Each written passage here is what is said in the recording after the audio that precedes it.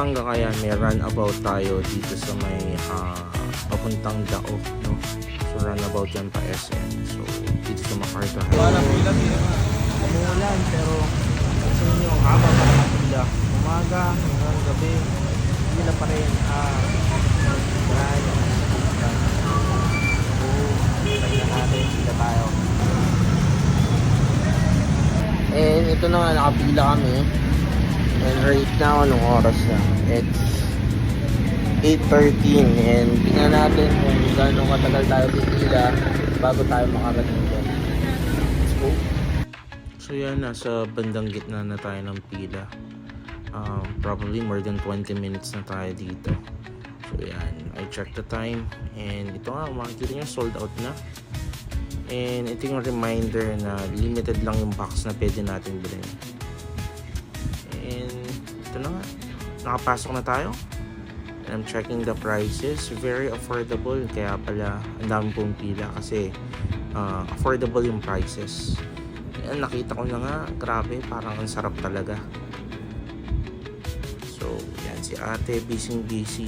Alam ko pagod na yung mga yan. So ito, dumating na yung drinks natin, coffee jelly and peach lemon. Go ah! So for today, tatry natin yung pinipilahan dito sa Pampanga. So just yung cheese bread. And i-taste check natin kung talagang worth it yung pila.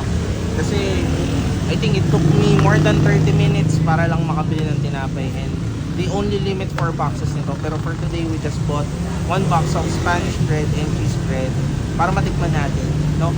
So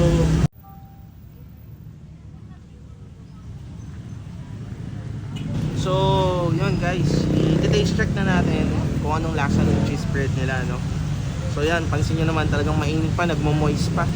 And nagpawisan ako sa pila pero tingnan natin if it's worth it, no?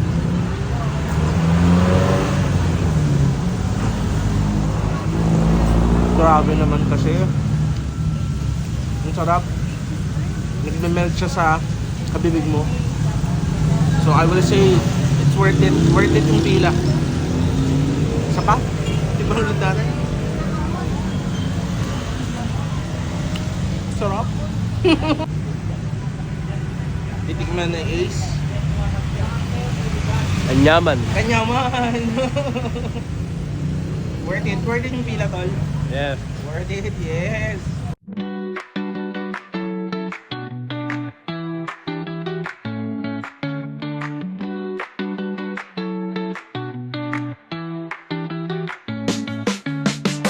Hello guys, so itatry natin yung coffee nila. Actually, hindi talaga ako nagko-coffee pero again, their coffee is only 95 pesos.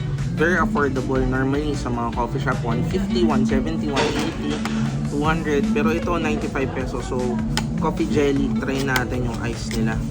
And for Ace, itatry niya rin yung peach lemonade. So, try natin itong coffee nila na 95 pesos lang. Again, hindi ako coffee lover, pero meron siyang punch talaga ng coffee. So, if you're a coffee lover, I can say magugustuhan niyo yung coffee nila. And right now, subukan din natin tikman yung cheese bread nila. Kanina sold out yung brownies and ensaymaditas. So, Ensaymada. Ensaymaditas yung yung pangalan. So ito, tatry natin yung Spanish bread nila. Tingnan natin kung kaya nung cheese bread is sobrang sarap nila. First bite.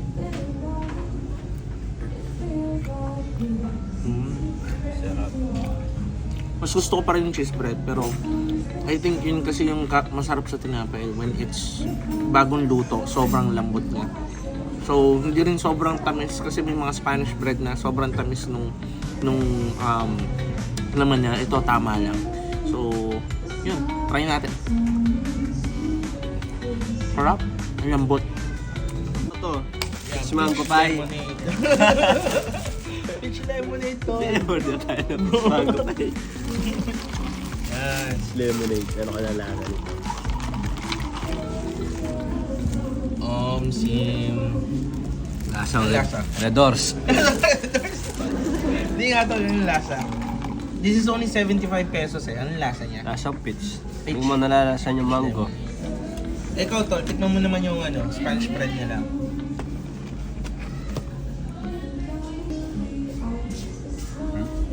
Ano Yaman. mas masarap? Ano mas gusto mo? Ito, masarap yung ano. Mas masarap pa rin to yung cheese bread. Batiin mo nga yung mga kapampangan natin dyan, na kababayan natin.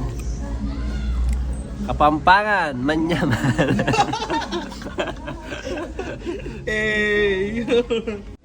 So ang verdict ko, this is really worth it yung cheese bread. If mahilig ka sa pulburon, grabe, this food actually melts in your mouth. So sobrang worth it. For only 120 pesos, 12 pieces, sobrang sulit na. Para sa akin, it's worth it. Still pieces? Yes. Correction guys, 16 pieces ito. Yan, ganito kalaki. Na melt in your mouth. 16 pieces for only 120. It's sobrang worth it. Actually, pang-apat ko na ata to pero busog na ako. It's really worth it. Ang sarap. Wala, sobrang lambot. Yaman.